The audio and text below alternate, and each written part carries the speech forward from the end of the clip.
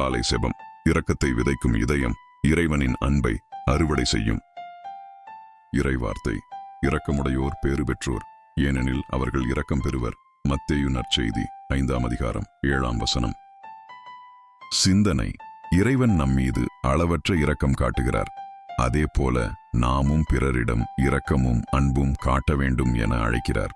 ஒருவரின் தவறை மன்னிப்பது, துன்பத்தில் இருப்பவருக்கு ஆறுதல் கூறுவது, உதவி தேவைப்படுபவருக்கு உதவி கரம் நீட்டுவது, இவை அனைத்தும் இறைவனின் இரக்கத்தை எமது வாழ்க்கை மூலம் வெளிப்படுத்தும் செயல்களாகும். இன்றும் நாம் சந்திக்கும் அனைவரிடமும் கிறிஸ்துவின் இரக்கத்தை பகிரும் கருவிகளாக இருப்போம். செபம்.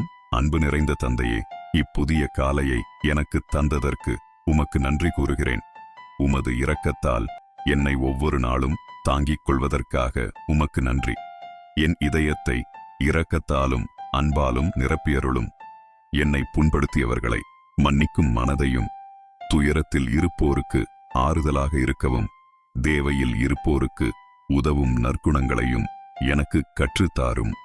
என் குடும்பத்தையும் நண்பர்களையும் நோயுற்றவர்களையும் தனிமையில் வாழ்பவர்களையும் உமது அன்பு கரங்களில் வைத்து பாதுகாத்தருளும்.